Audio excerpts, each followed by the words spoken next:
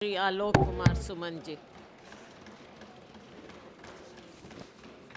धन्यवाद सभापति महोदया। मैं आपका आभार व्यक्त करता हूं कि आपने मुझे यूनियन बजट 2025-26 पर अपनी बात रखने का मौका दिया। माननीय वित्त मंत्री जी के द्वारा पेश किया गया बजट देश की अर्थव्यवस्था को मजबूती के साथ साथ इकोनॉमिक ग्रोथ को भी बढ़ावा देगा। पिछले साल बजट पेश करते हुए माननीय वित्त मंत्री जी ने वित्तीय घाटे को 4.5% से नीचे रखने की बात की थी। वर्ष 2026 के लिए इस घाटे का लक्ष्य 4.4% रखकर उन्होंने इस घाटे को कम किया है। महोदया, जनवरी 2025 में IMF के वर्ल्ड इकोनॉमिक आउटलुक ने साल 2025 में वैश्विक ग्रोथ के अनुमान के साथ साथ वर्ष 2026 के अनुमान में कटौती की है।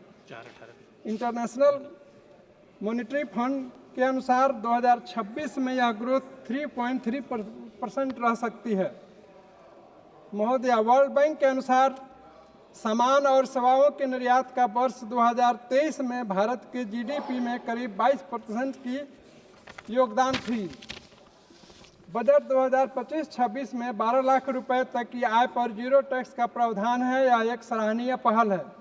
इससे लोगों के हाथ में खर्च करने लायक पैसा बढ़ेगा और खपत में भी तेजी आएगी। वेतनभोगी कर्मचारियों को इनकम टैक्स एक्ट 87A के तहत 75,000 रुपये के स्टैंडर्ड डिडक्शन का फायदा भी मिलेगा। महोदया, यह बजट 25-26 में महिला, मजदूर, गरीब, किसान, युवा, व्यापारी, कृषि, मध्य वर्गीय परिवारों को आर्थिक मजबूती समेत सभी क्षेत्रों का विशेष ध्यान रखा गया है और आत्मनिर्भर भारत के नवनिर्माण के लिए यह दिशा प्रदान करेगा। मैं विशेषकर माननीय प्रधानमंत्री श्री नरेंद्र मोदी जी, माननीय मुख्यमंत्री श्री नीतीश कुमार जी और माननीय वित्त मंत्री श्रीमती सीतारमन जी को आभार व्यक्त करना चाहता हूं कि बजट 2025-26 में बिहार को आर्थिक मजबूती प्रदान करने के लिए विशेष ध्यान दिया गया है। बिहार में मखाना बोर्ड की स्थापना से मखाना की खेती को बढ़ावा मिलेगा। मखाने के कारण बिहार राज्य देश और विदेशों में जाना जाता है। बजट में पश्चिमी कोसी नहर परियोजना से बिहार के 50,000 हेक्टेयर भूमि पर खेती करने वाले किसानों को लाभ मिलेगा। इसके कारण मिथिला क्षेत्र में विकास को दुगुनी गति मिलेगी। बजट में IIT पटना की क्षमता का विस्तार किया जाएगा। साथ ही साथ फूड प्रोसेसिंग संस्थानों की स्थापना की जाएगी। यह एक स्वागत योग्य कदम है। महोदय, IMF के डाटा 2024 के अनुसार देश की पर कैपिटा इनकम $2,697 है, जबकि हाई इनकम कंट्री के लिए बेंचमार्क $23,380 है।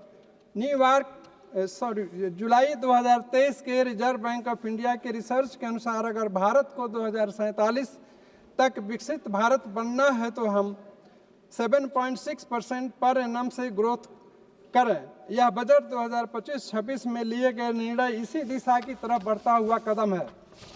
महोदया, इस बजट में आध्यात्मिक एवं धार्मिक महत्व के स्थानों के विकास के साथ साथ भगवान बुद्ध के जीवन से संबंधित स्थलों के डेवलपमेंट के लिए ध्यान दिया गया है। पिछले साल 3260.93 करोड़ रुपए दिए गए थे, जिसे इस साल बढ़ाकर 3360.96 करोड़ रुपए कर दिया गया है। महोदया, बजट 2025-26 में स्कूल से लेकर यूनिवर्सिटी, IIT में इनोवेशन पर खास फोकस किया गया है। देश में ग्रेजुएशन लेवल पर MBBS की सीटें भी बढ़ाई गई हैं। साथ ही साथ IIT में 6500 सीटों का इजाफा होगा, इसकी भी व्यवस्था की गई है और एडिशनल इंफ्रास्ट्रक्चर तैयार करने की भी व्यवस्था की गई है।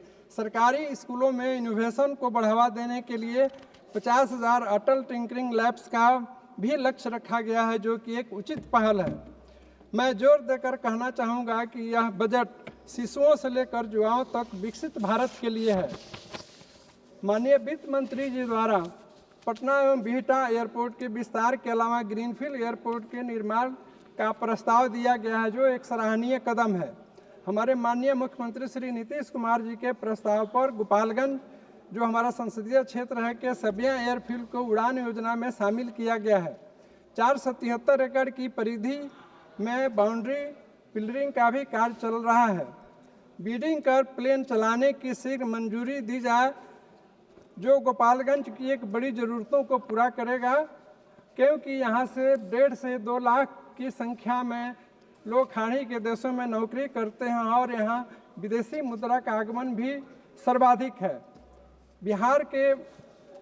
बिहार को रेलवे के लिए 10,086 करोड़ रुपए आवंटित है, जो पर्याप्त नहीं है और इसे बढ़ाने की आवश्यकता है। इसका मैं निवेदन करूंगा। गोपालगंज हमारे संसदीय क्षेत्र के थावे से दिल्ली एवं अन्य महानगरों के लिए कोई भी ट्रेन नहीं है। समय समय पर पत्र द्वारा, सदन के माध्यम से एवं व्यक्तिगत मिलकर इसको संज्ञान में लाने का आग्रह किया हूं और आग्रह करते रहा हूं, लेकिन अभी तक समस्या का निदान नहीं हो सका। महोदया, गोपालगंज थावे से दिल्ली एवं अन्य महानगरों के लिए ट्रेन के परिचालन की यह समस्या का निदान किया जाए, ये मेरा निवेदन है।